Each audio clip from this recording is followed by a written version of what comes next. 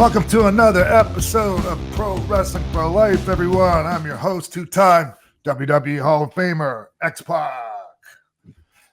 Also joining me right now is my co-host, Nick Hausman from Wrestling Inc. Hello, Nick. Hi, Sean. Very good to see you, man. I'm so stoked about the show today because we always get to record this after we've done all the segments that are going to be on the show. And I know what people are in for today, and I'm really excited to let this one out onto the world, man. Yeah. It turned out to be a nice little mixed bag of treats. Little potpourri here. Yeah, for sure. There's some delicious little yummy snacks to chew on here. Yeah, man. So today on the show, and just a little bit after we talk some news here at the top, you're going to hear Sean and I's conversation with 20-year WWE veteran referee Jimmy Korderas in the house here today. Love this conversation.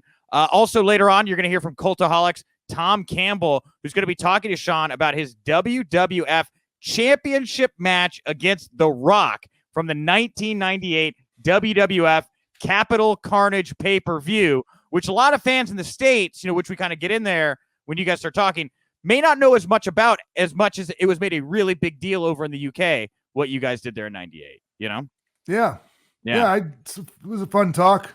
Yeah. I enjoyed it. Yeah. And for kind of took a few little turns and got back on track, but that's how I do it. That's fine. It's a good one. And then we're gonna wrap the show up. We got my latest game show with Sean, and as a special treat, the cherry on the top of the Sunday here today, the one and only Giancarlo Dittamo is going to be taking on Sean Waltman in the latest game. Of course, a lot of fans know Giancarlo for his work at GCW, but he also worked at WWE. He did the Liv Morgan doc. He did the Tom McGee doc. Very buzzy. He's only been on the market for 2 weeks. We're going to talk to him just a little bit about what's going on in his life right now, and then we're going to play some games. So a real variety here today, Sean. I was under the assumption, I don't know why, that it was pronounced Dittamo. It's not. It's Dittamo, huh? I think I didn't ask him, and I'm pretty sure I said it in the interview. You're probably right. Giancarlo took me forever, to be fair, to get right. Like, I got his name wrong for a long time, but I got to put some respect on that name. So I know at least his first name correctly, So, yeah, I think you're right. Thank you. Appreciate that. And hey, before we get into the news here, I just want to let everybody know, if you go to the Pro Wrestling for Life Pro Wrestling Tee store right now, we have a brand new sapphire blue shirt. It is Lightning Kid ACD inspired Pro Wrestling for Life shirt. This thing looks dope. You're going to have one soon. I'm going to have one. Marsh is going to have one, and you should go get one too. Beautiful shirt. Of all the podcast shirts I've ever done, I think this is my absolute favorite. So I would definitely recommend you go check that out. And then over on the Patreon this week, not only do you get the ad-free version of the show early, so thank you for everyone who is a Patreon and watching us right now a day early. You're also going to get a watch along that Sean and I are going to do, watching back Six versus Eddie Guerrero, the ladder match from WCW sold out, and Jimmy Corderas stuck around for a little bit longer. The editor for the show, the guy who's watching this right now, putting it together, Ref Marsh, he's an indie ref. We gave him 10-15 minutes to pick Jimmy's brain about the art of refereeing. So you can check all of that over on the Patreon, and we got a new shirt as well. All right, news you can use, news will leave a bruise. Sean, it was a big week for wrestling news. I'm not kidding you when I say Wrestling Inc. did more traffic this week than I have seen in months. And what happened was, out of nowhere, WWE decided to release Braun Strowman, Aleister Black, Lana, Ruby Riott, Buddy Murphy, and Santana Garrett. What's your reaction to WWE letting all these big-name talents onto the market all at once? Well, I mean, some of them are bigger name than others. Sure, fair. Who would you say is the biggest name of that? I think Braun Strowman. He was the champion. He was in like one of the main events of WrestleMania last year. Sure, yeah, 100%. Yeah, it's a surprise, but it's not a shock. It's not a shock. Nothing like that shocks me when it comes to them. Yeah, and people are speculating as to why and that, but yeah, dude, it was, a lot of people are talking. That's for sure. You're wondering why. Yeah, well, the why. Yeah, well, before we get to some, I want to pick your brain a little bit about a couple of these talents and where you could see them maybe going. But the why, like, there's a lot of people that say the why is because WWE could be sold outright by Vince and the company right now to somebody else. This is a chance for them to kind of, strip away some of the finances to make it more appealing to somebody who could possibly buy the company. Do you think that Vince would ever sell WWE in his lifetime? Sure. Yeah. Sure.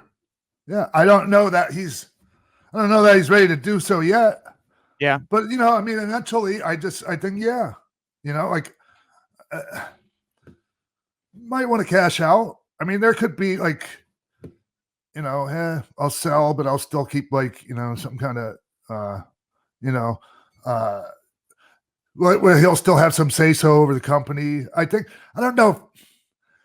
Didn't something like that happen when AOL bought to Turner Broadcasting? Didn't Ted Turner get still a little bit of the one keep a little bit of a stroke? Yeah, the one for me that I would directly compare would be like the UFC buyout, because UFC got sold right to the agency, the talent agency. Yeah, and they kept Dana White on, right? Like Dana White not only made a bunch of money from selling the company, but he also got retained as like the president leader, and he's making money on top of that each year for continuing to run the company. I mean, I could see, I guess. Dana was part of Semaphore Entertainment. Like that was that group, like Art Davies and them. Yeah, exactly. Yeah, exactly. So I could see Vince maybe sticking around if he could be like some kind of figurehead kind of person to keep the day-to-day going on with the company after doing a buyout. Maybe. Yeah. But I think it's just as likely they're just trying to get the bottom line as best that they can get it, looking for for their shareholders, Nick. Sure, yeah. Well, and because bottom line or not, there's some talents out there right now, and a lot of people wondering, where these people are going to want to go. Not everybody can go to AEW, or can all of these people go to AEW? What are your thoughts on that? I mean, they can. Yeah, they can. I guess I don't know if AEW wants them all, and it's just I don't know. The landscape of the industry right now is interesting. Like, I don't know, Nick. Like there's, I don't obviously. Well, Andrade wasn't in this recent list of people released, but like, I just can't imagine Strowman or Aleister Black having a hard time figuring out what they want. I mean, they might have a hard time deciding, but there's plenty of opportunities, I think. Would you be a fan of watching Lana go be with Miro? Do you think you'd would that be a no-brainer to you to put that act together? Sure, why not? Yeah, right? Yeah. See, I mean, it's a little different now, right? Because I mean, he's not the Bulgarian brute like he used to be, like that whole monster. Like, it's just he has a different vibe now.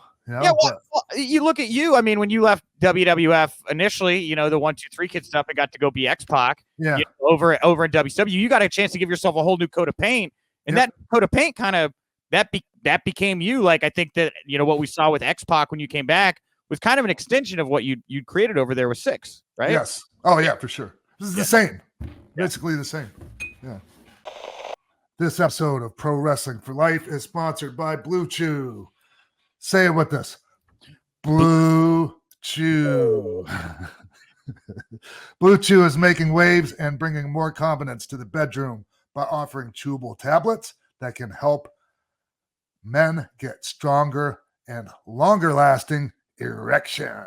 Wonderful. That's what you want. And Blue Chew is a unique online service. It delivers the same active ingredients as Viagra and Cialis, but it comes in a chewable form and at a fraction of the cost. Yes, Blue Chew tablets help men achieve harder, stronger erections to combat all forms of ED. And Blue Chew is an online prescription service, so no visits to the doctor's office, no awkward conversations, and no waiting in line at the pharmacy. And it ships to your door in a discreet package. Oh, yes. You're not letting the whole neighborhood know there's Nick's dick pills. No, they're right there in a discreet package. And the process is simple. You just sign up at BlueChew.com, consult with one of their licensed medical providers, and once you're approved, you're going to receive your prescription within just a couple days. And the best part is it's all done online. No needing to go to the pharmacy for this one. And Nick, it really is just a matter of a few days. Like once you do all that, like they approve you, like it all happens really quick. So yeah, for sure. And this is tailored to you. I mean, these licensed medical professionals, they're going to find the right ingredients and strength for your prescription. So this is customized for you to make sure your erection, go look down right now, your dick. This is going to be put together for your dick and you. Oh, right on. Yes. So Blue Chew's sildenafil and tadalafil tablets are chewable. Those are like the generic names for Viagra and Cialis. Sure, yeah.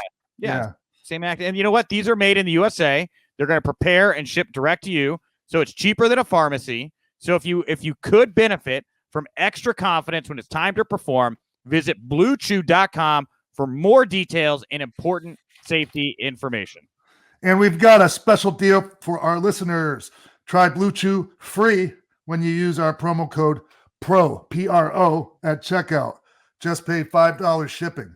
That's BlueChew.com, promo code PRO to receive your first month free. And we thank Blue Chew for sponsoring this podcast. This episode of Pro Wrestling for Life is brought to you by Magic Spoon. Growing up, cereal was one of the best parts of being a kid, but I had to give it up because I realized it was full of sugar and junk that you really shouldn't be eating. Yeah, man. And I feel the same way. I've been trying to cut down on my carbs, sugar, really all the unhealthy food I've been putting into my body, enough bacon, double cheeseburgers from McDonald's. I realized, after I'd taken everything out, there really wasn't much that I could eat anymore that I really enjoyed, Yeah, it sucks. And hey, man, and like for years I've been drinking protein shakes, protein powder, all kinds of different supplements, trying to get, more protein to build muscles. But this is a delicious way to get my protein, man. Yeah. For sure. And it's got 0 grams of sugar, 13 to 14 grams of protein, just like you said. It's got 4 grams of carbs in every serving. It's only 140 calories. And you know what? It's keto-friendly, gluten-free, grain-free, soy-free, low-carb, and GMO-free. I mean, it's everything. Yeah. Yeah, and I dig their flavors, Nick. They have the variety pack with the 4 flavors, like cocoa, fruity, frosted, and peanut butter. Like in the variety pack, I think everyone knows like that. My favorite is the fruity, the Fruit Loops. Well, and like the Fruit Loops are good, but I'll say this too, Sean. Like, I know that you've been talking about how you want to try the birthday cake flavored. Yeah, man. I put in an order today with our ad person, and they're sending it. So you're going to be able to try the birthday cake flavored Magic Spoon very soon.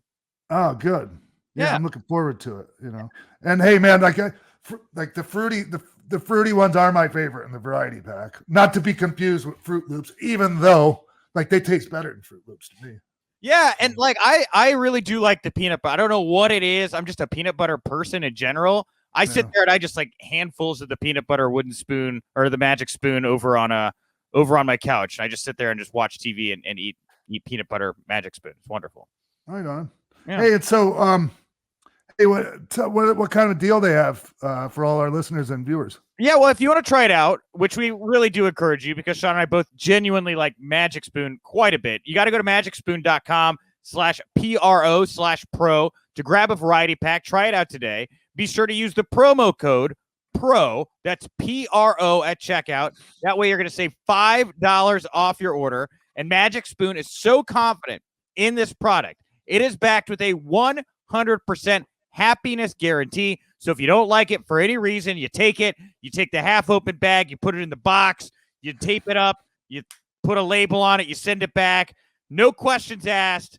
They will give you your money back. 100%. That's cool. They're very confident in their product, Nick.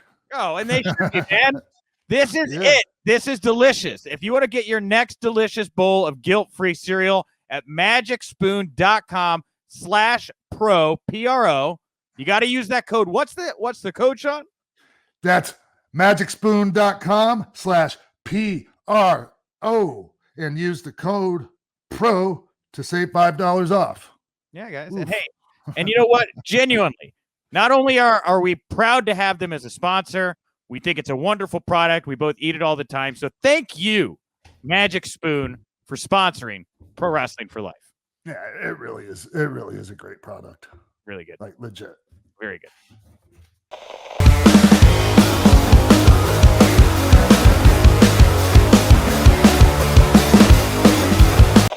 Welcome back to the show, everyone. Joining us right now, a man I've known for decades, a wonderful human being, an excellent referee, ladies and gentlemen, legendary former WWE, WWF referee Jimmy Korderas. What's up, Jimmy? Oh, Sean, man, what a great introduction. I hope I can live up to that introduction now. The pressure's on. It's true, bro.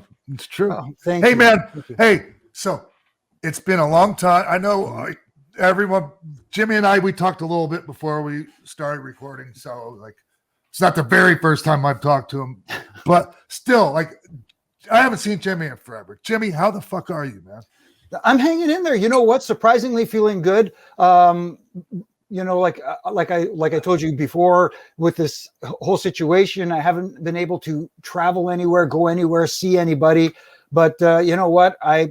I'm very fortunate because when it comes to marriage, I outkicked my coverage and I scored big time. So I'm doing good, man. I'm happy. And what else can you ask for? Dude, hey, man, I lucked out big time too. Like my wife and I, we got married right before the pandemic hit. But but this whole thing, man, it really tests out a marriage, huh? Oh yeah, absolutely. Because you know, it's been great though. It's completely 180 from when I was working that full schedule. You know, I'm home a day and a half, so she gets me for a day and a half, but then all of a sudden she gets me for 24/7, and Jimmy, is your wife? Have you all been married since you know, back in the days when you were on the road all the time? Yeah, we got married in September of 1999. September 5th. I'm going to give you the exact date because if I don't remember the exact date, you know, that's heat. But yeah, September 5th, 1999. And believe it or not, because of the marriage, leading into a little bit of a story here, it led into a little bit of an angle on TV that I got involved in by accident, or actually just kidding around. And it was all Hunter's doing too. What is it? Now I want to. What happened? I've got to jump in here and prod you. What's the story? Yeah.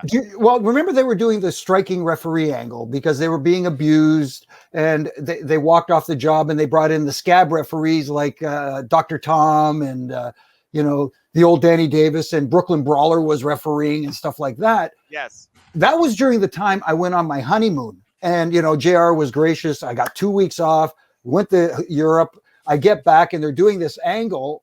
And, you know, and I'm like, okay, this is cool, kind of, sort of. And I guess I'm going to strike outside. Hunter walks up and goes, "Hey, Corduroy," because he used to call me Corduroy. "Welcome back. How was the honeymoon?" I said, "It was awesome." He says, "Too bad you're not working right now. You're on strike." And I said, as a joke, I just turned to him and said, "Hunter, I just got married. I can't afford to go on strike. I need the payday." And he went, "Come with me."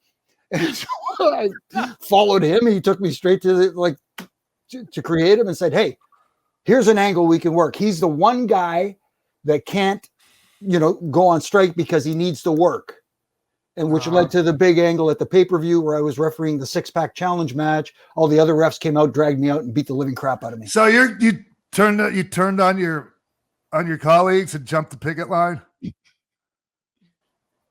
Yeah. I was the one, I guess. Does that make me a scab ref? I guess it does. You know. Hey, man, you got to do what you got to do, right? Mama, exactly. Hey, my baby needs diapers and a new pair of shoes. Yeah, exactly. But it was amazing how just kidding around, throwing an offhanded comment like that led to something like that. It was amazing. Yeah, and Hunter wasn't even like involved in really. I mean, he didn't have a title there. Yeah, we were both just talent at the time, right? But he was still influential. Oh yeah, definitely. When it came to that, but yeah, Jimmy. Hey, so you know, when Nick and I were talking about this, like I was like saying about putting, and I still want to do this, putting a panel together, discussion, like you and some other referees, you know, like I was talking to Coyote about it, Mike Chioda called him Coyote. But I was thinking about getting some other people because, man, I don't think a lot of people understand the importance of a good, competent referee in there, Jimmy. Yeah, it's interesting, and I hate to say it, but watching some of today's product, I don't think people realize how important the referee is, not in getting themselves noticed or getting themselves over. I learned over the years that the important job of the referee is to help the talent tell their story. Yeah. And the only time, and you're invisible until you need to be seen. And if there's any angle in there or any spot that involves a referee, again, it's not about you getting your shit in. It's about you helping them tell that story. And I think a lot of, I don't want to say a lot, but there are instances in today's world where I see that there are referees out there that are over exaggerating stuff. You know what I mean? Overselling, no, just help the guys tell their story. Yeah. Yeah. So, the thing is, like, I'm thinking about like how a referee, man, can really fuck a match up too. Like just to put, hey, so, and I can't remember his name. How long were you, like, okay, I'm jumping all over the place here, Jimmy. No, it's cool. How long, what year did you start for Vince? Okay. I started actually working for the Canadian office when they were associated with WWF at the time. Yeah. In 85, but I started refereeing. Okay. I started refereeing about, want to say late 86, early 87. Hey, so did you ever like go to the shows like at the Montreal Forum and all that too? Oh yeah, definitely. Do you remember they had a local referee there? He was an older dude, and they would put him on the show. He was I'm sure he was a nice guy, but he was the worst fucking referee in the entire history of wrestling. We would be down for our fucking near falls. I remember Savio wanted to kill him one time. Wherever the fall, it's important, the cadence of the count. It's like the 1, 2. This guy gets down. He's like, and every time he would go for the count, he'd ask us now, and then it would take him forever to count, like shit like that, dude. It is so important, man. Like just making the count properly. You know, I mean, for especially for the near falls, dude. Like, God damn. See, but that guy, do you know that guy? The guy I'm talking about? I know. I wish I could remember his name, but I know exactly who you're talking about. I don't want to name him. I don't want to name shame him, but like, yeah. But Montreal was one. They had a commission there, so he was their commission guy that was assigned. Yeah, you know what I mean? It was like the Good Old Boys Club. Here we go. He'd been there for decades, working in the Montreal territory and stuff like that in Quebec. Spoke English, but not great English. And but yeah, and you brought up like the near falls and the falls finishes leading up to the finish. See, in the referees, like for me, I learned later on. Obviously, it takes time to learn this stuff, and you're all constantly learning. Let's put it that way. Is that as the match progresses and it gets closer and closer and exciting, your energy level builds along with the match. Yeah. So as the false finishes get closer and closer, I don't want to say animated, but you can see the excitement level is there for everybody. Well, yeah, I think the referee should show some, I mean, I think it's okay as long as it's, you're talking about earlier, some referees that get too over exaggerated, and yeah, I agree. But I do think it's important that you guys are like, giving us the impression you're in the middle of some like, intense shit going on here, Yeah, and you're enjoying the match as much as the audience is, but you're doing it from a different perspective. Yeah. And the other thing that I've noticed lately, and rules matter. And back then, you guys, paid attention to the rules. Breaking before 5, getting back in the ring before the 10 count instead of tags. The tags, yeah, exactly. Yeah. You had a 5 count. Hold that damn rope, the rules meant something back in the day. Now it seems to be a little bit, I hate to say it, but there seems to be a little bit of not paying attention to them as much now, letting things slide a little too much. Yeah, and that's something I wanted to, while we're talking about this, Sean, because I know, like, I met you on the Indies, and I know you've worked with, all the way at the top of the card. We're going to talk about you facing The Rock for the WWE Championship a little bit later on the show.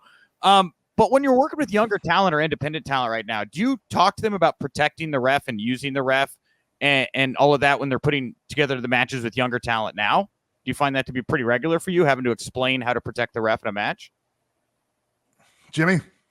Well, I was asking you, Sean. Like, if you're asking me? Yeah, like when man, it's usually not like. I mean, it doesn't really come up that often, to be honest with you, Nick. Yeah. You know, like not for me.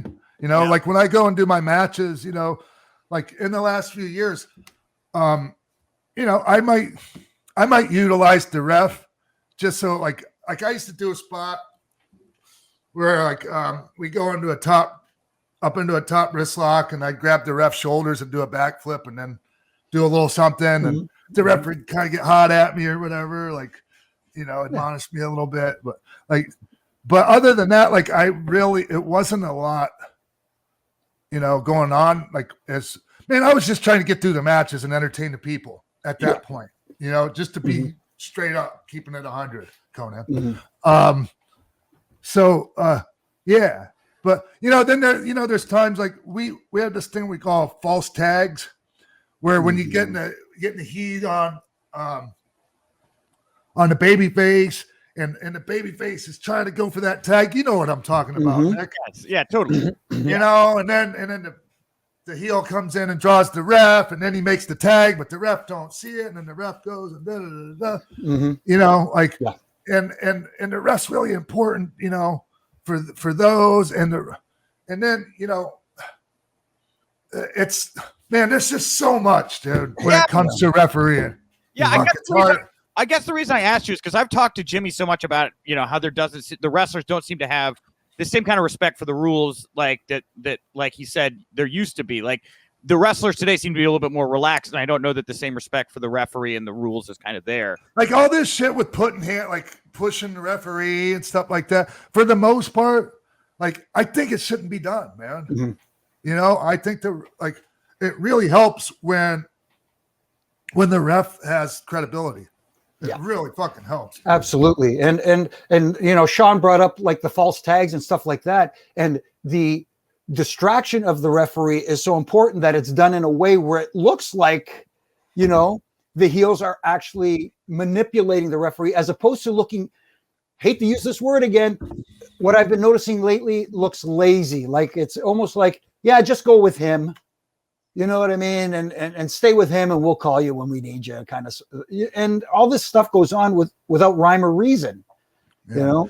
And then so people make the mistake of trying to do the same thing in 6-mans, but we have an extra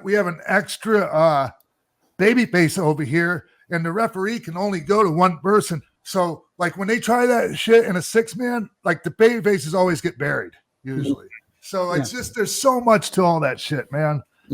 It's just, and then, hey, Jimmy. Yes. It wasn't really a thing, but I've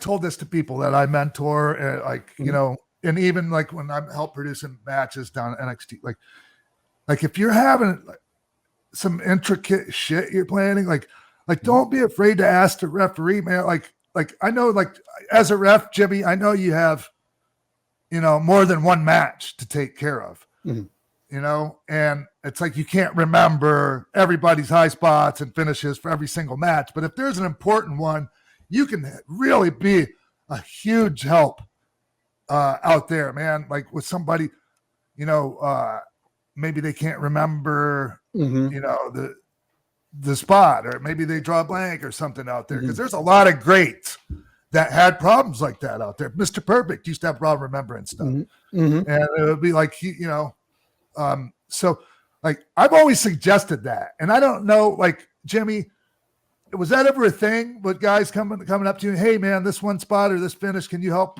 You know, we might need you to help call it to us out there. No, there've been a few times where somebody would come up, hey, when we get to this particular point in the match, please, if I'm not in the right spot, remind me where I need to be and stuff like that. And you know, and that's fine. And when they tell me that, I made a, you know, very conscious effort to remember all that stuff. And if I see that they're not going, the thing is, with it's different from a house show and TV. Because at a house show, you know, you can walk over and say, hey, you know, whatever they ask you to say. On TV, now you got to be discreet and relay the message in a way that it looks like you're doing your job, instead of walking over and going, hey, you know, you need to be in the corner or something like that. But now I get an extra, like when I have a referee in there that like I can count on for shit like that, it's just an extra sense of security, you know? Yeah. It just feels secure. It's like a security blanket. That was my goal. I just wanted people to be, not to be nervous about who's our ref. Jimmy's our ref. Ah, damn. You know, you make a really good security blanket, Jimmy. Oh, thank you. Thank you. I just didn't want to be the guy. I wanted to be the guy that, you know, that you guys could count on. Yeah. Yeah, man. And like you two have known each other for so long. And Jimmy, like, you know, you were there a little before even Sean was, you know, the 1, 2, 3 kid, right? Just to kind of slow it down here for just a moment. What are your memories of a young Sean Waltman? Like, what did you think when you saw what was happening with him getting the big win over Razor? Yeah. What were your thoughts about what was going on with Sean from somebody that was there close watching what happened with his rise there? Well, the first thing that came to me, and this is being completely 100 honest here, is I was a little bit surprised by it at first because, you know, that was the era of the Giants. You know what I mean? Everybody, there was that persona that, you know, WWF was the land of the Giants and everybody had to be big. And then you saw a guy who wasn't as big as the other guys get that, you know, huge win. And it was like, man, this is the coolest thing ever. And the response, the reaction from the crowd, they were genuinely happy to see him beat Razor Ramon. See, that was a different time. And I'm going to go off on a tangent now about today again. I hate to do this. I know we're talking about the past, but if that exact match were to happen today, instead of being happy that the 1, 2, 3 kid beat the hated Razor Ramon, the guy that everybody wanted to see lose and get his butt kicked, they would have been, you know, now today's fans are like, oh, look at that Razor. What a nice guy doing the honors for, you know, everybody thinks they're on the inside now. And instead of saying, yay, he won finally. Yes, he beat the bad guy. They're like, oh man, you know, I don't know. It just, it's like you can't even enjoy the feel good moment for a second because you're fucking dissecting every fucking thing. Yeah. When did fans become critics all of a sudden? You know what I mean? Well, hey man, it's their prerogative to be that way if they want. It's just, it used to be more people just used to like enjoy the show. Yeah. But I mean, some people still do. Like people have, you know, and so, and those people, I guess, still doing their own way, man. You know, it's just so much different than back in my day. Yeah, exactly. But like I always said, and I've said this to Nick before, you can blend old school with new school. It can be done well. And that's why, for me right now, my favorite wrestling product out there is NXT, because I think NXT is the perfect blend of old school meets new school, because there's still that old school psychology, but they're blending in a little bit of what you know, the younger, newer fans or the quote, in the know fans want to see. Yeah. I agree. I something I used to say a lot at one time, that's been a while since I said it, but like, I don't really look at things like old school and new school so much as right school or wrong school. Like, but even that's not necessarily like the absolute only way of looking at it. It's just, you know, some things always work, man. Yeah. You know, some things are always work and always will, you know, if they're done right. Exactly. And what's the one thing that's been a constant in our business since day one is you've had a good guy and a bad guy. You know, every once in a while you end up with a guy like Stone Cold Steve Austin, who's kind of like that borderline, you know, but still a baby face, but could also be a heel at the same time. But not everybody can be Stone Cold. Not everybody can be The Rock. Not everybody can be that, you know? Yeah. Yeah. And, you know, I asked you what you thought about the big 1, 2, 3 kid moment and getting to see Sean break out like that. But then later on, you know, Sean kind of developed some clout there, right? He's rolling with some people of influence. What did you think of the Kliq, Jimmy, as somebody that was really not writing? Yeah. What did you? I'm curious. Yeah. To be perfectly honest with you, I got along with you guys fine. I didn't have an issue. You know what I mean? It was like, you know how it is in the locker room. All of a sudden you hear somebody going, man, you know, these guys over here, and I'm like, you know, I'm in my own world setting up the ring. You know, I still think to this day I should be sainted for hanging out with Tony Chimmel for so long and being his friend. Oh, dude. But I kid him, I rib him, but Tony's awesome. I love Tony, the Rodney Dangerfield of pro wrestling. Exactly. But again, I didn't witness the stuff that, you know, the rumors and all that stuff that everybody talked about. I got along with them just fine. Everybody, you know, and also like our hijinks and all the, like our actions or whatever, like they didn't affect you. Like they like it was perceived. They affected, you know, like the in-ring talent so much. Right. So it wasn't like you would have, you know, like maybe if you felt like what we were doing affected, you know, your position on the card or something, you might have felt a little different, Jimmy. I don't know. maybe, but I like I said, I was always treated well by you guys, and you just saw as such a nice guy, you know, like your demeanor, like, dude, anyone that's a dick to you, like, what the fuck, man? I can't even imagine. But people are like, you ever have that? People, were there people around that just didn't like you for some reason? I will be honest. I think so. I won't mention any names, but it wasn't. I don't think it wasn't one of the boys. It was someone in the office later on. But I'll just leave it at that. Okay. Yeah. I just think there was. Well, here's to make a long story short. There was a time where it looked like they were going to transition me a little bit into more like a Timmy White role. Yeah. You know, where you're kind of like an agent kind of thing. And let me just say that. As you remember at TV, one of the agents had to sit there and take the times down when the guys arrived.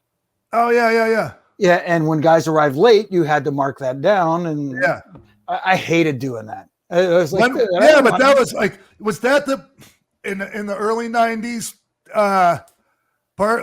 Like, because there was a time like when that was going on, when George Steele. Yeah, I remember like. Owen comes in like literally 1 minute after, and like George is fining him $500, and like Owen blew a gasket and he kicked the fucking window, blew out of this fucking. There was like a little gym in this high school we were, and the windows in the gym even had that, you know, that metal like there was like metal in there to keep it from shattering. Like weaved metal that's real. Yeah, exactly. Dude, that didn't stop it from shattering when Owen kicked that fucking thing. He was so mad because it was bullshit, man. Like you literally, like, so what if your clock's a little fast, motherfucker? Yeah, I just to me, I just didn't like that part of it. Do you know what I mean? I love the idea of it, but but that particular part of it, you know, again, hating using the word, you felt like a stooge. Oh yeah, putting you in that position, like fuck that. Yeah, and I unfortunately voiced my displeasure about it, which didn't sit well with a few people. So, last thing I kind of want to jump in here before we go on to something else. You know, Sean, I know how proud you are. You know how you collaborated with so many people and got to have input on your matches. And I know Jimmy, you've talked to me about how from time to time you would maybe mention something here or there that you know you were part of that collaborative experience, like. You know, Sean, were you open when referees would come in and ask, bring something up or point something out? Did you like having referees in the conversation when putting together? I wasn't against it, but I just don't remember it ever really coming up, Nick, to be honest with you. Okay. Just curious. Yeah. I tell you what though, like, I mean, there were just certain refs that you ended up like, I don't know, Jimmy, how did that work, man? How did you guys figure out who was getting assigned to who? Well, actually, talk about the pecking order. No, it was basically, you know, Earl was the head guy. Earl was our guy, and you know, and it went down from there. And the referees were assigned by either Jack Lanza or Chief Jay Strongbow. You know, they. Did you have a nickname? Did Chief have a nickname for you, Jimmy? No, he just called me Jimmy. Yeah. I know we had Coyote or Chichi or Kiki and stuff like that, but D'Amico was John Brown. John Brown, yes, John Brown. Oh my goodness, John Brown. Mark Yaton was Goat Boy, and anyway, Oh my God! Oh, you're shitting me, was he? Yeah, because he had the farm out there in Pennsylvania. So Chimmel started that by saying, "Oh, he raises goats out. He raises goats out there on the farm." So they oh, goat boy, and then it's stuck, and the poor guy was like labeled. Mark Eaton was a really nice guy. Yeah, but definitely. I felt really bad, and because I fucking got so mad at him one time, Jimmy. But like to carry it on he did fuck up a bit, but Jericho and we had this cage match, right? And like I put him over in the cage match, and like it was my turn to get my heat back on TV. So we had this fucking, not that I really needed to get it back, but that's how that goes, right? So they gave Jericho and I have this first blood match. We have a fucking first blood match on Raw. And so we use the candy glass like bottles. So like we were going to use that for the color. Right. And so, but those things are so so fragile, and they can break real easy with that barely touching them. So we had, Mark, I'm sorry for telling the story, but I'm just telling it just to talk about what an asshole I was that time. Okay, go for it. Like we told Jimmy, we told Mark to put the bottles like under the timekeeper's table, but not near each other in case one broke. Like we don't want them to break against each other, right. Because we needed two just in case. And so when it come time to get under there to give it the bottle, I go under there, and Mark had put them right next to each other, and they both were broken. Oh my God, I fucking flipped the gasket, dude. Like you could see me out there when I'm doing it. I'm taking the already broken bottle and hitting Chris in the head. So I took it out on Chris, So, and then I just I was so mad at him about it. And it was I wish it wouldn't have happened, but man, I really I held on to that for way too. Mark's a really good fucking guy. So Mark, I'm very sorry for being an asshole about that. Yeah. You're a good motherfucker. Oh, wow. Okay. There you go. There we go. Ran off to the weed, but it's okay. That was good stuff. Yeah. No, cool. Yeah. You just made me think of that when you brought up the GoPro stuff and everything. Love you, Mark. Well, Jimmy, I want to thank you for joining us on the show. Before we let you go, is there anything you want to plug, promote, put over, anything like that? Oh, really quickly here. Obviously, I do my weekday ref and rant. It's just a minute-long video I do on my social media, which is on Twitter at Jimmy Korderas, Instagram at Real Jimmy Corderas, because apparently somebody else stole my name somewhere there, so I had to put real in front of it. Yeah. And I also have ref and rant t-shirts now on prowrestlingtees.com. The store's called Jimmy the Ref, and who knows, maybe some coffee mugs will be coming soon too. Jimmy, real quick, man, not including yourself, give me I was gonna say top 5, but top 5 refs in your opinion ever. Oh my goodness! Wow, I know, right? These are tough questions. I get stumped when I get asked shit like this. Yeah, so because if you don't have a good answer, the class, it don't have to be in order, Jimmy. By the way, the hipper thing to do when framing this is give me your Mount Rushmore of referees. That's what the headline is on all the news sites. Wow, see, that's the toughest one for me, and no particular order. And I apologize if I'm leaving out some guys because there's some really good refs out there. Tommy Young, used to love Tommy Young. Yes, he was one. He probably the referee that's as good as anyone ever. Yes, who got me. Like I say, the referees aren't supposed to be noticed, but I noticed how good Tommy Young was from day one. Yeah. I'm thinking back. Mark Hildebrand was good. Of course, great. The Hebners, Brian Hebner, who's still going right now. I'm surprised he's not out there. On main TV. He should be. Yeah. And wow. Who else? Obviously, Coyote. We were talking about Kyoto. Guys you can count on. When I'm thinking about guys now, I'm looking at John Cone and thinking he's really good. Yeah. You've got some guys down in NXT too that are. It's harder for me to judge the guys these days because, for me personally, I judge a lot of it by my experiences with them in the ring. Right. Yeah. But there's a lot of good refs, but there's some out there that really frustrate me. I'm again not going to name names, but I got called out on a certain Sirius XM station. They interviewed somebody from AEW, and they think that I bury their refs a little too often in my ref and rants. Their talent buries the refs. Thank you for saying that. I mean, like, you talk about protecting your referees. It's just, and nobody, and what gets me too is you look at the talent that's there behind the scenes. You've got your Dean Malenkos, you've got your Arn Andersons, you've got some amazing talent, Billy Gunn, who, you know what I mean? You got some guys who know how to utilize the referees. Is it that they just don't listen? It's just, man, okay, so like some of the guys that are coming from Mexico, like AAA specifically, you know, it's just, man, they really don't, you know how it is, right? Like, and their tag situations are different down there. Like, and they come up here. I just, like, honestly, I wish there would be a little bit more of an effort to adjust to how it's done here when you're here.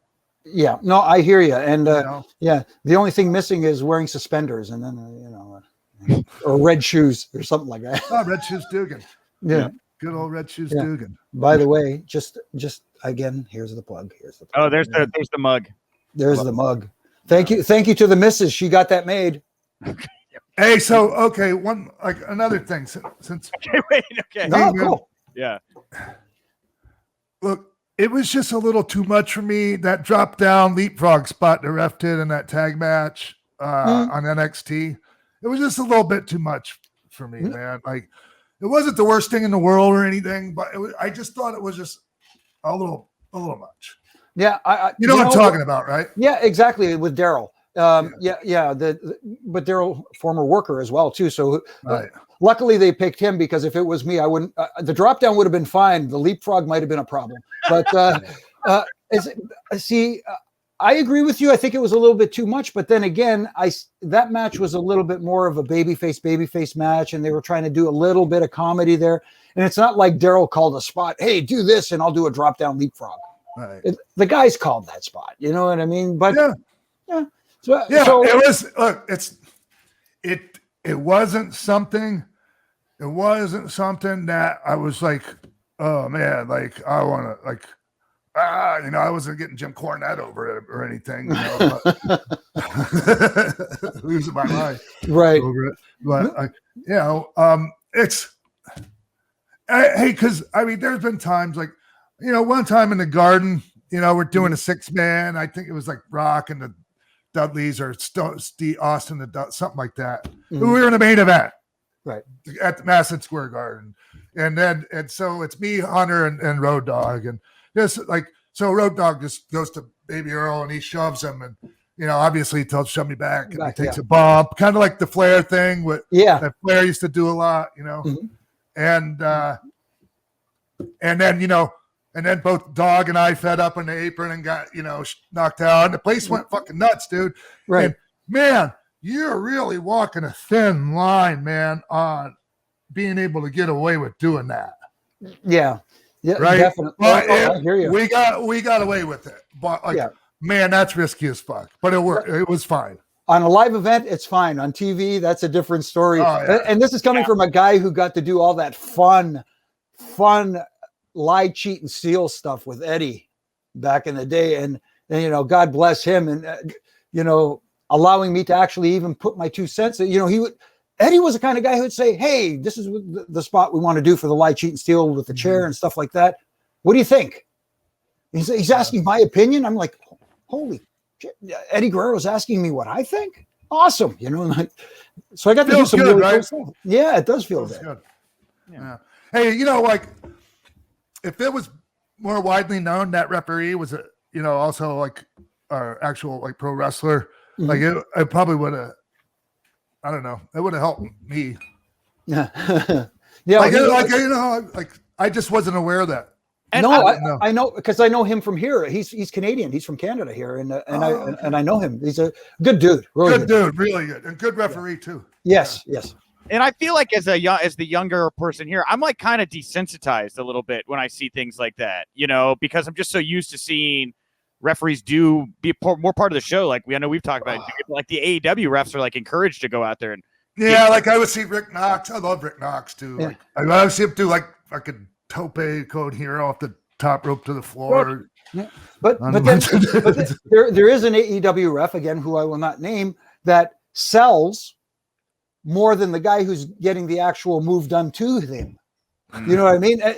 You know, when a guy gets punched in the face, if the referee does a subtle, ooh, that looked like it hurt. You know what I mean? As opposed to going, oh, and grabbing your own face. You know, you didn't get punched, dude. You didn't land flat. Oh, somebody's grabbing their own. Someone's, yeah. They're grabbing their own back. The fucking Corsican.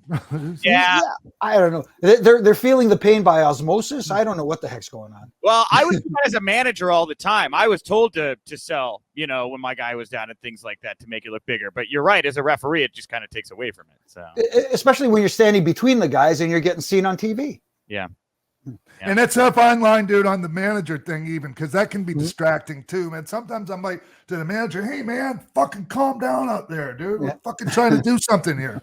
Right. Yeah, that may have been me. Damn it, Nick. It wasn't you. Fuck it.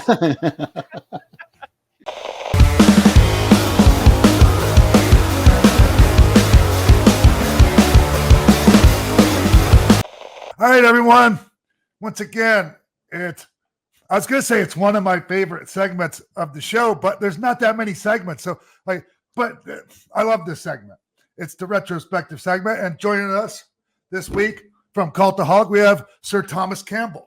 Actually, it's just Tom Campbell. I don't know. Hey, Thomas is my birth certificate and when I'm in trouble with my mum. So happy to be Sir Thomas. How are you doing, sir? I just said before we started. It feels like at least 3 weeks since we last spoke. So it's nice to catch up again.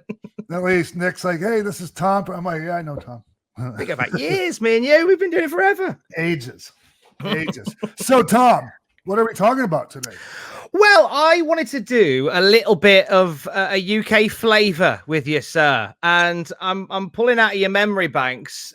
X-Pac versus The Rock, Capital Carnage, 1998, which a lot of people may not be familiar with. It was a UK-only pay-per-view, one of a few that they did. And I wanted to have a little dance around this and kind of touch on some of your experiences touring in the UK as well, since I'm the first Brit from this side, the first person this side of the water to be chatting to you on your show. So felt right to do it, really. Well, so you usually, I know, like, a couple of days in advance of like what I'm going to talk about in this segment, but like this is just like I'm just finding this out, so it's like a legit surprise. Okay, it's cool. I'm glad we're talking about this.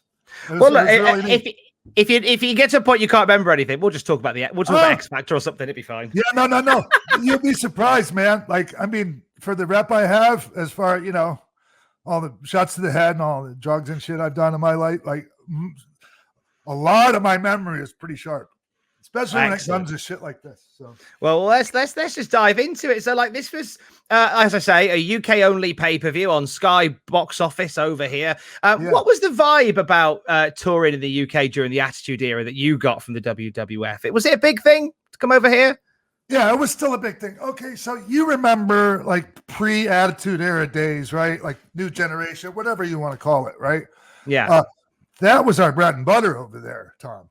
I think you know that, right? Like, I mean, the business was dead here in the States, and man, we were over there more than we were like back here. Like, we'd have to come back here just to do TV, and then we'd be back on a goddamn plane back over to Europe again, so we can make some actual money. So you were we were starved of it over here. So like especially during the New Generation era, we were glad to have it. Then during the Attitude Era, wrestling got really weird over here because we started getting tribute acts to the WWF guys. There was a guy, and I wish I knew his name. He was a tribute X-Pac. 1, 2, 3 boy or something. No, that was before. There was like a 1, 2, 3 boy pre-Attitude Era stuff, right? Then I think I met that guy. Actually. Oh, wow. Did you do the mirror thing? It was kind of cool. Like, man, like, I appreciate shit like that. Like, guys trying to make a buck. Like honestly, Tom, I guess it could be kind of weird, but like, man. It's like tribute. It's like bands having tribute acts, isn't it? It's that same thing. Yeah. It's like Strutter, like the Kiss tribute band or something like that. Talon and No Way Sis. It's that, isn't it? I never took offense to it. I never felt like somebody was ripping me off you know, or like take money out of my pocket. Like I never thought about it like that. That's cool because I don't think they were. It was ace. No, not at all. It was just like we were starved of it, and you guys were the biggest game in town, so of course you're going to lean towards it. But when you did come here, it was a big deal. This wasn't a tour that we had for Capital Carnage. It was a one and done show that you flew into London to do and flew back again. How were these UK only pay-per-views presented to you, like as from management in terms of flying over to the UK? Was it a good, you know, it's not to be crass, was it a good money earner for you? Was it a status thing? What was the crack? I don't remember it being any different money-wise or anything like that. Like those were good. Those were good, man. They felt good. They were strong. You know, I mean, that was like, I can just tell you how I felt about still going over there. Like, even though OK Business was picked back up in the States, man, it was still really important to me personally, you know, and for me, I was in one of the main events. Probably, I think it might have been the main event of that night, right? Like you were second from last on that something night. Like that. I was in the WWF title match. But the whole thing moved around so much, and so we'll dig into it a little bit actually. So because your opponent for that night changed apparently a few times, once on the night and once apparently before. So I don't know whether you can shed any light on this. So as you know, as we've said, like you face The Rock on this pay-per-view for the WWF title, but there was some to quote Conrad, some rumor and innuendo that you were going to face Steven Regal that night for the European title. Is there any truth to that? I never heard anything of the sort. Like it was always, excuse me.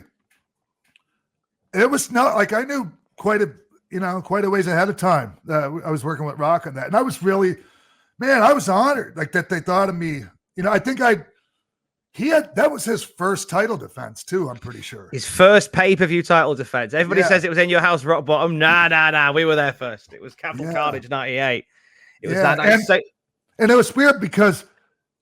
I remember when they told like Pat came and told us to finish, and I remember Rock was like, really, like it was his first title defense, and it was like a DQ, right? I think I won by DQ or something like that. So Triple H ran in and got the disqualification win in favor of The Rock, but he was helping you out. Yeah, something like that. But so you knew it wasn't like. And I understood where Rock was coming, where Rocky was coming from. It was like, man, it's his first title defense, and he can't get a solid win. But it was, you know, it was also, I think I was the European champion at the time, right? Yeah. That was it. So which is why like there was some speculation that you might have ended because you were meant to face in terms of like how it all panned out on the night. So the one speculation was Steven Regal. That wasn't the case. But then obviously on the night we'd been told that it was going to be Triple H challenging The Rock for the world title, and you were going to be facing Jeff Jarrett. And then Pat Patterson, Gerald Briscoe, and the McMahons come out, cut that blistering 15-minute promo, which I do want to dabble on a little bit as well, where it was all swapped around. So as you say, you knew quite far out that was going to happen. So did you know that was going to be, they were going to switch it on the night? I like, honestly, Tom, you're telling me this right now. It's the first I heard of it. Because I was like, there were other things going on, you know, that night too. So I really wasn't up to speed on every single thing going on, you know, on the show, other than my match and whatever I was involved in. So honestly, Tom, this is the first I've heard of that. Oh yeah, because it was part of like an amazing promo that Pat Patterson came out and did and swapped the matches around. Vince came out and insulted the audience. It was drinking a cup of tea. It was a really fun moment. But like, so talk me through your day then before that match. So it was a one-off show. So you flew into London. Did you have stuff to do, like media stuff to do during the day? Was it just straight to the venue? Like, how did your day pan out that day in London? Can you remember? I wish I could remember. Like if I said, "Oh yeah, we got off the plane, we got on the bus, you know, went to customs, got on the bus, went to the hotel," like I'd be lying if I said that. Like I remember whether we did that or not, man. Like we could very well have just gone straight to the venue. I don't remember because, like you said, it was a one-off. It was a one-off show. It wasn't like we were on a tour over there, and you know we were doing the charter flights at the time. So we might have like just got in and out of there real quick. I can't even remember. That's fair enough. you'd faced The Rock on Raw a couple of weeks before it. You guys had I think like that was his first title defense on Raw was against you, and then the first pay-per-view title defense was against you as well. And Shawn Michaels had got involved in that match. He ended up joining the corporation. Shawn came and went a bit during the late 90s. There was a lot of stuff going on with Shawn, but where was he at this particular point? So December of 1998. How was he? I don't know, man. Like, I think he was still having some issues. From what after watching the A&E biography they did on him the other night, like, I guess it's apparent like there was still some issues going on with him personally, in his life. Nothing so like, I don't know. I gotta be honest with you. Like, okay, so that title match, and Shawn came in and he waffled me over the head with the chair, screwed me over. Dude, that took a lot out of me, Tom. Really? Oh, bro. He folded that fucking chair over my head. It looked rough, but yeah, I said dude. And was it when that happened? Because obviously you've had neck issues in the past. When he waffled you with the chair, was there a little flash of, is this going to be all right? Am I okay here? No. Just whatever. That was just a chair shot. Like, like there wasn't the first hard chair shot I ever took, or the last. So, but yeah, I don't know. I just remember that we had a hell of a Rock and I had a hell of a match that night, man, and that was the finish of it. The Rock's. This was the Rock's first WWF title run. Like, we're days into it. The Rock's now a millionaire. He's the WWF champ. He's the corporate champ.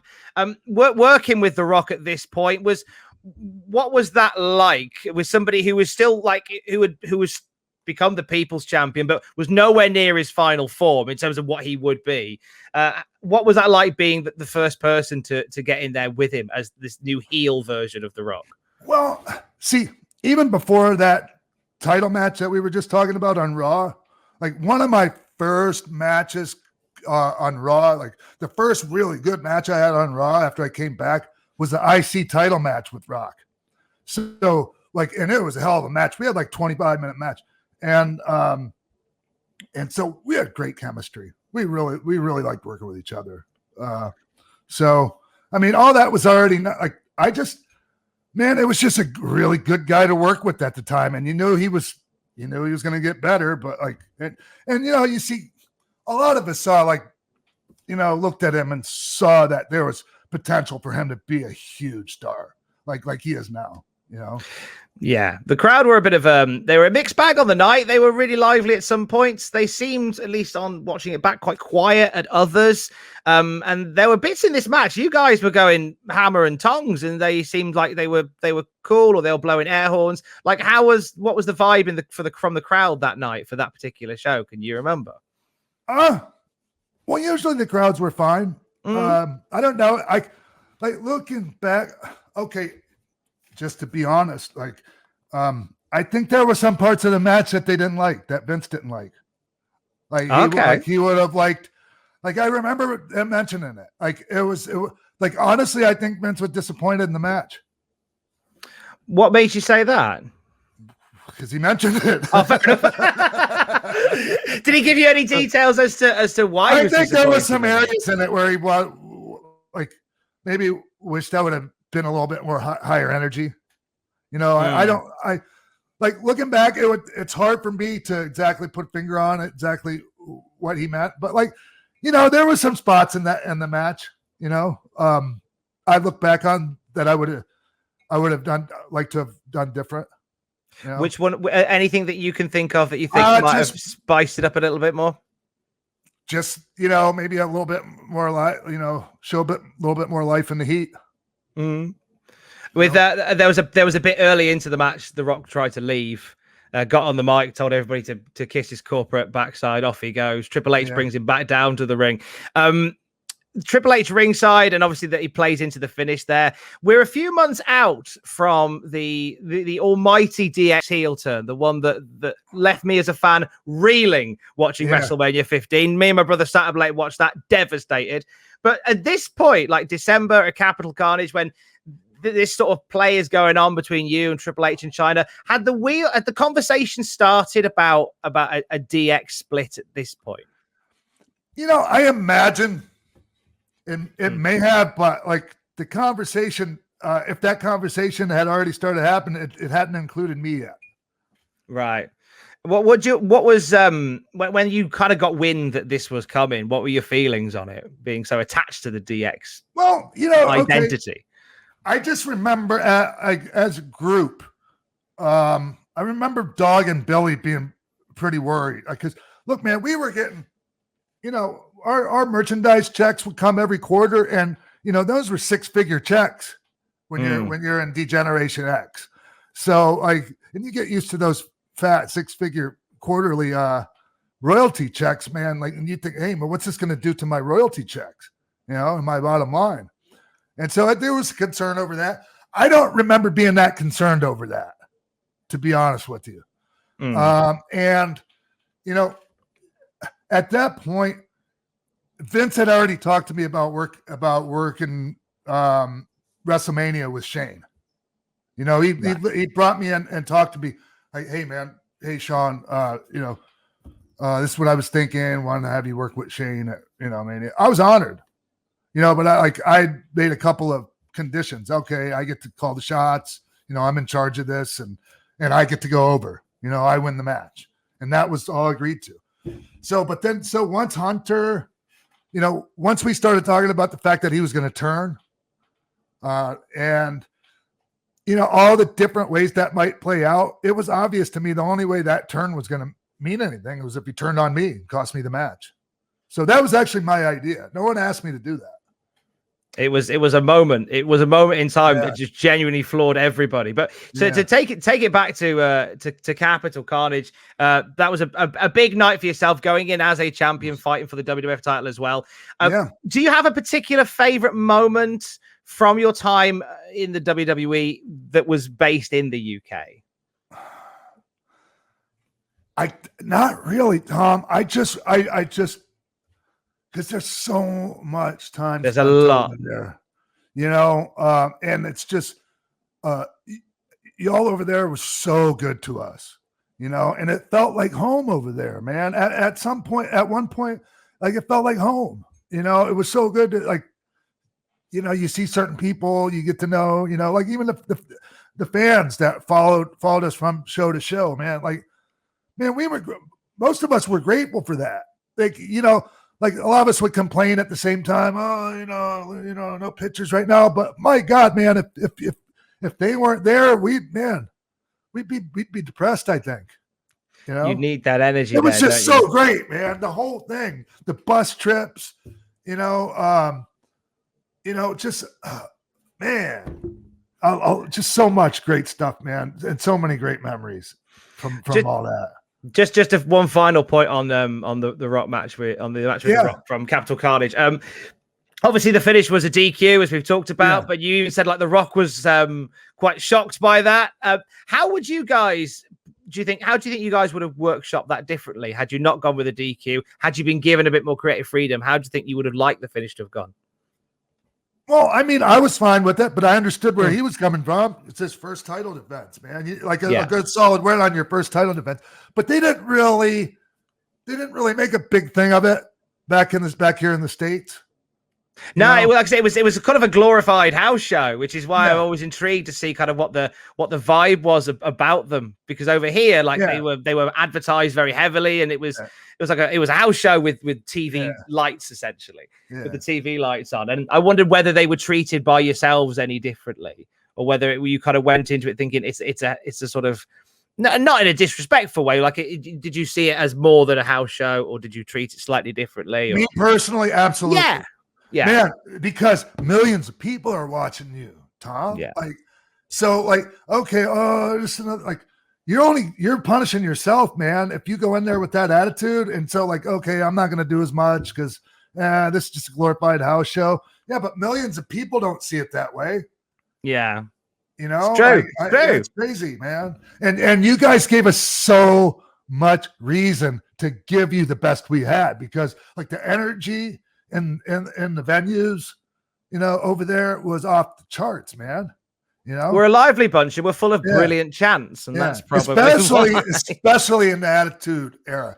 Now, I got to be honest. There were some times, like when I first started going over there, even though the product was hot, like sometimes I think we had gone over there so much, Tom, that we burned it out. You know, we burned it out, and so the crowds, like, they would still show up, but like they'd already seen so much, man, and so they weren't as hot.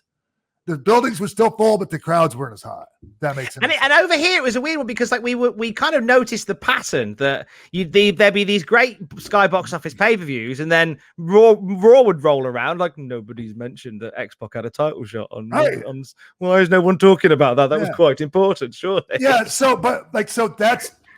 that's the reason, like, that they didn't mind just doing that kind of finish for Rock's first title defense, because it really wasn't his first pay-per-view title defense as far as like the North American fans were concerned, right? I'm with you. Yeah. Before I let you go, who's a British star that you've got your eye on? Somebody you love from this side of the water? Oh man, there's loads. I know. We've talked about this before. I know how you are so still connected to the product and to what wrestling's doing at the moment. And is there anybody from this side of the water that you think? You know, because obviously we got Drew McIntyre representing Scotland and by a whole the United Kingdom. He's very. Hey, so here's who, like, and we haven't seen really much of him yet, but keep your eye on Ridge Holland.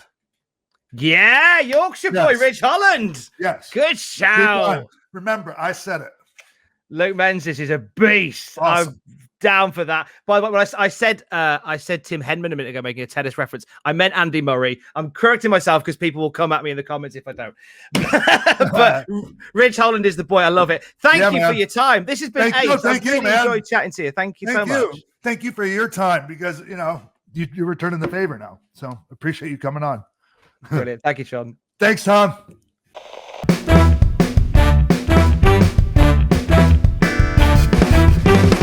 Welcome to the game show portion of Pro Wrestling for Life. It is me, your game show host, Nick Hausman, and I am back here to referee a contest between a two-time Hall of Famer coming to the show right now, Sean X-Pac Waltman. Sean, welcome back to your show. Welcome to the game show.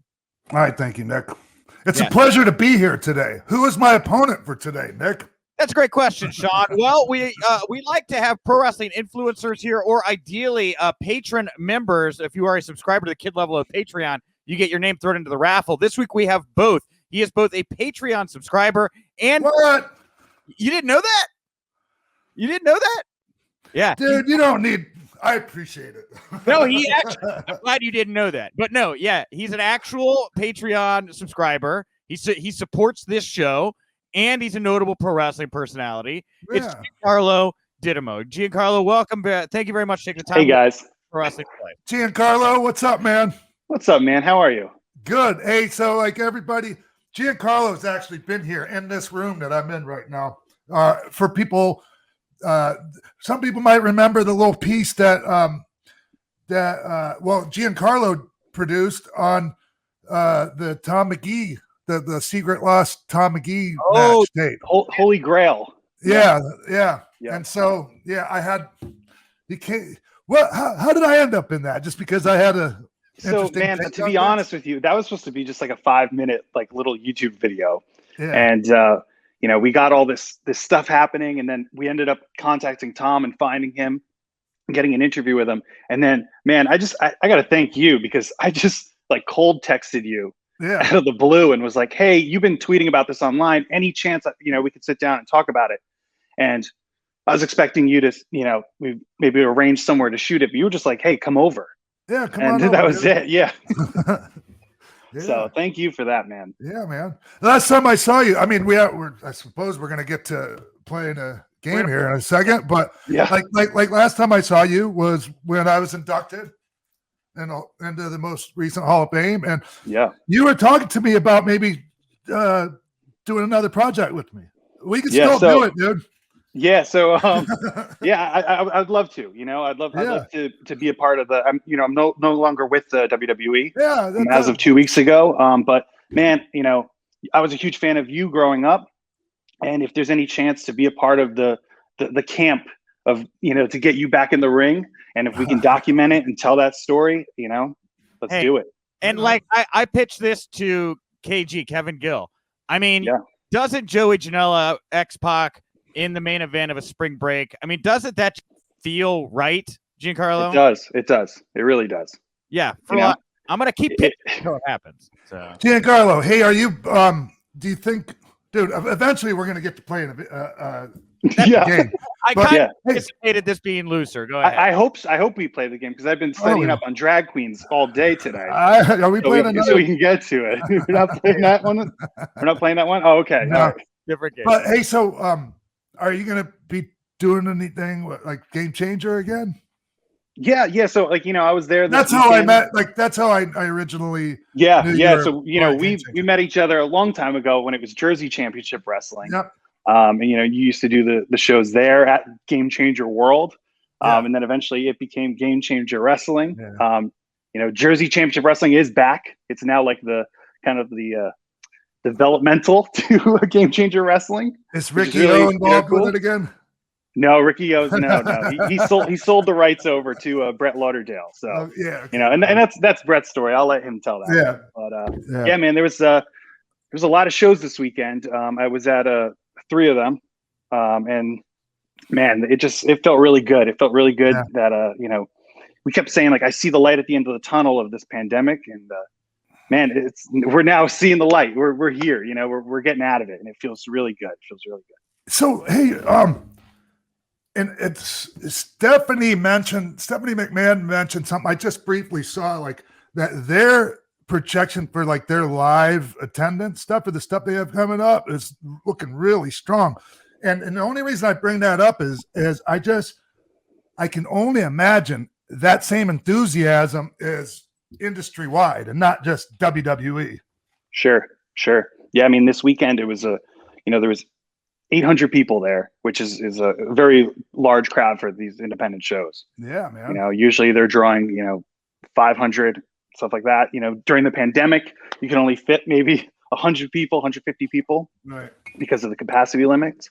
But no, it's people want entertainment. Yeah, and especially pro wrestling, right? Like, yeah, I mean, with anything too. I mean, like I went to the city last minute to go to a comedy show, and man, it was like you had to show your Vax card to get in, but packed room. It was like it was, it was like it felt really good. Yeah, Michael Shea was there, and he said, "Welcome back to civilization." Michael Shea, and everyone was like, oh, "That was it, man. That's it." Right on. Dude, and so like real quick before we get into the game here, I'll do my obligatory question. Like, dude, you were on. I mean, you're so beloved, Giancarlo. I cannot stress how I have never met a person that has said a bad word about you. When we found out that you were no longer with the company, I read things like people were surprised because they said Giancarlo is a genius. Is the way that you were described? I don't love that. No, I mean, but I'm an Apple genius. Yeah. No, I know Apple Genius ones. They're doing very well. No, it's the Apple Genius people, but you have an eye and a mind for producing pro wrestling, unlike I think very few of this generation. So, why? Like, were you surprised that that it didn't fit there for you? I guess in the end. Yeah, man. I mean, it wasn't just me. It was a lot of people, and it was a decision that's made probably to benefit business and stuff. So, I'm looking forward. I'm looking forward to what's next. Cool. Yeah, man. I just been really positive, and these past 2 weeks, people have just said some really beautiful things to me. And it's you kind of can't be down about it when you hear these things. No, man. Hey, look. And I mentioned this to somebody else. I'm pretty tight with that got released in the same time period as you.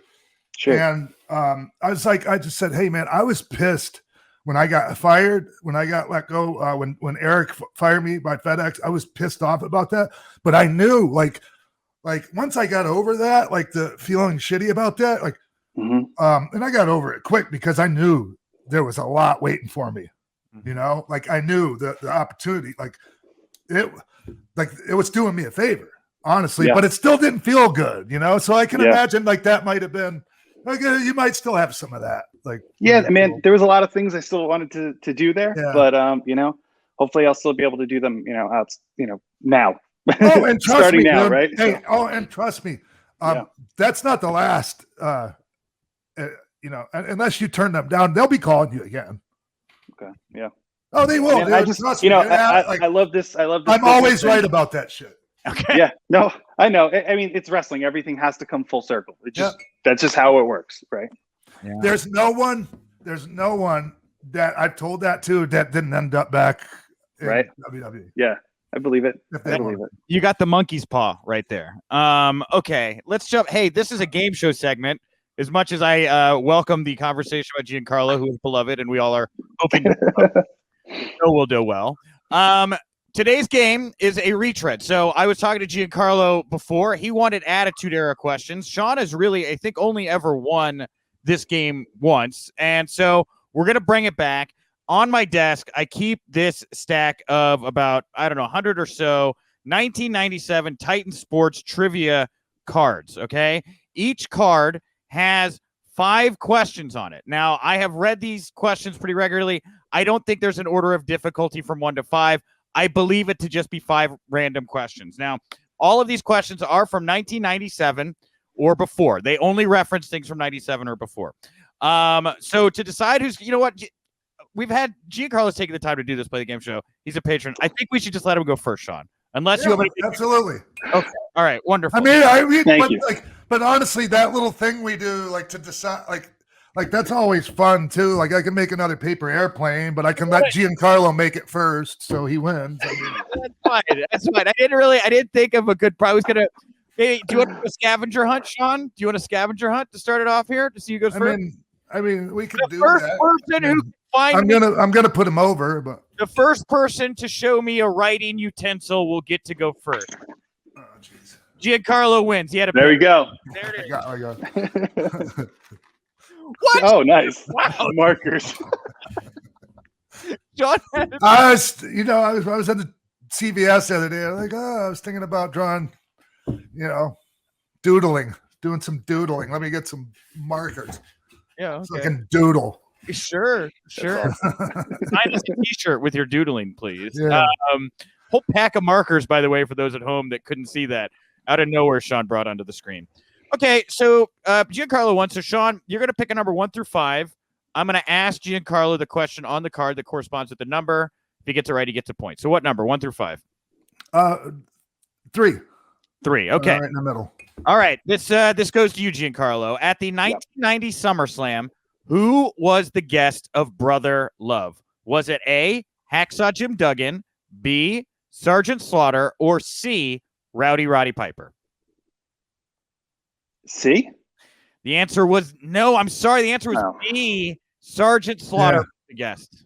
Yeah, I didn't know. Like, if there wasn't multiple choice, I wouldn't have got that. But like when you gave all the I was like, oh yeah, that was during the Sergeant Slaughter is the bat.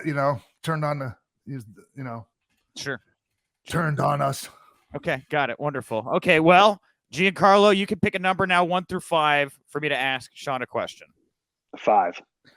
Okay. You kind of gave him a layup here, I think, but we'll find out. Number 5. On the Pile Driver video album, who sang Jive Soul Brother? Or Jive Soul Bro? Come on, Sean. Who is it? Oh, me? It's on you. Oh, Slick. It's Slick. That's right. 1 point for Sean. Sean has got a victory there. That was way easier than Giancarlo's question. Yeah, I did. Yeah. Way easier. All right. You can ask me almost anything about that particular Pile Driver album. I'd probably get that. It's a classic, man. To be fair, it's a banger. So I thought so. All right. Anyway, back to Giancarlo here now. Sean, pick a number 1 through 5. I'll go with 1. Okay, number 1. All right, Giancarlo. Oh fuck, these are hard. Okay, where did the May 1995 In Your House take place? Which I'm sure Sean might have actually been on. Was it Louisville, Saginaw, or Syracuse? I'm just gonna guess. I'm just gonna go with Syracuse. You guessed correctly, Giancarlo. There we go. That was correct. 95 Really? happened in Syracuse. Yeah. Huh. I don't know why I was thinking Louisville. Okay. I don't know why. Do you think you were on the May 1995 in your house, Sean? I don't know. It could have been a tag match. I mean, I don't know. Was I? I don't know. I don't have it in front of me. I was asking you. You're actually Like you. Sid and I versus Razor and Marty or something. I don't know. We'll look it up. Anybody at home right now who's listening, Google it. You can tweet us. Okay. All right. Back to Sean here. Giancarlo, give me a number. You, by the way, tied 1 apiece right now. Pick a number 1 through 5, Giancarlo. 4. 4. Okay. There's no multiple choice here for this, Sean. You just need to tell me who faced Dino Bravo at WrestleMania 7. Oh shit, man. No multiple choice. You just got to tell me who faced Dino Bravo at WrestleMania 7. WrestleMania 7. I know. Difficult. Got to take a shot. We're going to put the timer up here just a second. By the way, Giancarlo, you may want to think. If you know it, keep it to yourself. Give you a chance to steal here just a second. I can't even think of who he was. I'm going to give you a 3. Yeah, no, I can't. I got nothing. He's tapping out. Giancarlo, do you want to take a guess? I don't know. But... Okay. Wow, you guys, that was the Texas Tornado faced Dino Bravo at WrestleMania 7. I know. Ooh. On Eric reference. Okay. Man, I told you this is not. This was a children's game in '97. Do you know the town of May '95 in your house? All right. Anyway, back to Giancarlo. Sean, you guys are still tied 1 apiece. 1 through 5. Give me a question number. Which one do you want? Sean? Me? Yeah, pick 1 through 5. Give me 3. 3. Okay. Giancarlo, at the 1990 SummerSlam, Nikolai Volkov and Jim Duggan faced either A, Power and Glory, B, Beverly Brothers, or C, the Orient Express. Man, oh man, just blowing y'all's minds here right now. Yeah. I'm exposed right now. I don't know. I'm terrible at wrestling trivia. What were the options again? Power and Glory. Yeah. Beverly Brothers, or the Orient Express. I'm gonna go with A. A, that is not correct. But Yeah. Sean, I'll give you a chance to steal. Do you think it was the Beverly Brothers or the Orient Express? It would have been the Orient Express. It was, in fact, the Orient Express. That put Sean up 2-1. Beverly Brothers weren't there yet, I don't think. Yeah. All right. Yeah. Well, the process of elimination. All right. Well, Giancarlo, I'm going to let you pick 1 through 5. If Sean gets this right, he'll be up 3-1. And I think we can safely declare him the winner here. Yeah. We'll see. Pick a number 1 through 5, Giancarlo. 1. All right. At the October 95 in your house, Sean, who was Mabel's opponent? Was it Yokozuna, Bam Bam Bigelow, or Diesel? In your house? October 1995 in your house. I'm going to say probably Bam Bam. That is not correct, Giancarlo. Yokozuna. I'm going to have to say it's Diesel. Wow, guys. No, it was Yokozuna. What? Yeah, no. Like, I know it wasn't Kev because Kev worked with him at SummerSlam, Mabel. And after that, he was never going to work with him again. Okay. Wow. Remember, he dropped on Kev's back and fucked his back up? That is correct. After All right. Anyways. Okay. All right. Well, we'll do one more here. Let's go to it was Sean there. So Sean, pick a number 1 through 5 for Giancarlo. 2. Okay. Yeah. Giancarlo, at the 94 Survivor Series, the defending WWE champion was who? 94 Survivor Series defending WWE champion. Was it Bret Hart, Diesel, or Yokozuna? 1994 Survivor Series. Defending champion, Bret Hart, Diesel. Sean, do you know? Don't say it, but I'm going to go with Bret Hart. It was Bret Hart. So that ties it up here. All right. Was that the one we had at the Cap Center in Washington, Orlando, Maryland or something? I know as much as is on the card, which is that Bret was the champion. So I don't appreciate being questioned and making myself look like a fool. All right, wonderful. Next question. Giancarlo, 1 through 5. Pick a name. Pick a number. We'll do 3 this time. All right. At the 1990 SummerSlam, who won the IC title? Was it Texas Tornado, British Bulldog, or Bret Hart? Sean, I knew this one. Oh, 1990. So many 1990 questions. Yeah, 1990. Whoa. Who won? That's tough because I think it was Brett. It was not Brett. Giancarlo, I'll give you a chance here to choose either British Bulldog or Texas Tornado. If you get this right, 3-2, I will crown you the winner. Who won the ice? I'm gonna go with Texas Tornado. You're correct, Giancarlo. Oh. You have won, and you have stopped Sean Waltman in his tracks, down 2-1. Came back to win 3-2 in Titan Sports Trivia. A wonderful achievement. Congratulations, Giancarlo. Wow. Thank you. Someday this will be the basis of a documentary that you make. Will be just this we had and everything. This is bullshit, dude. This is bullshit because you lived through this period and worked through these should be layups for you. I feel like Oh, okay. That's the bullshit. Anyway, I think it was rigged, pretty much. It wasn't. It was not rigged. Did you let me win? No, hell no. What? Dude. No. Kevin Gill lost, right? Kevin all these mail-in votes. Yeah. He won or lost, Kevin Gill? I think Kevin Gill was the only. I think he lost. I think that's the only one who lost to you. I think that you won that one, Sean. Dude, I'm not doing good on these, Giancarlo. Yeah. Yeah, dude. You're like, I mean, everyone beats me. Well, these are tricky. These are tricky.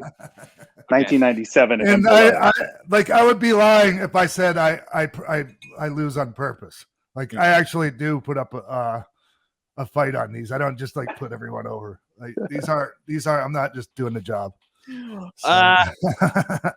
Giancarlo, where can people go to find you, follow you, support you, all those great things right now? My Twitter is at Giancarlo, like YEAHGIANCARLO. I'm usually there. That's about it. My Instagram, I post a photo like every couple of months. So, hey, so Giancarlo, yeah, I've talked about this a little bit. About having a couple matches. We were talking about it. There's a really good chance like that, like the first match I do, I'm just going to promote myself. I might maybe promote my own event. Like, so okay. I would love to have you involved with anything I do. Of course. Yeah. Let's do it. Let's do it. Let's keep in touch. I'm a big fan of yours, dude. I'm a massive fan of yours. So, when I first got into wrestling, you were the guy. When we were on the trampoline, we were doing your spinning kick and stuff. So, man, yeah, we wanted to be you. So, right on. Well, it'd be so cool. It'd be so cool to work with you, and and to do this this chapter, of your career. So, well, thank you, bro. Hey, man, have an awesome day, Giancarlo. Cheers, guys. Thank you, Giancarlo. Take care, brother. Appreciate it. That's it for this edition of Pro Wrestling for Life, everyone. I just want to thank Tom Campbell from Cultaholic, Giancarlo Dittamo from what the fuck is he from? From heaven, he came down and visited us here. Yes, GCW. He doesn't really have a home right now. Yeah, I mean, it's just wherever you like. I'm pretty sure he can, go a lot of places if he wants to. Oh yeah. Anyways, yeah. So thank you to Giancarlo and Tom Campbell, and thank you, a longtime buddy Jimmy Korderas, for joining us today, and Marsh, thank you for dropping by over on Patreon. Yeah. So yeah, man.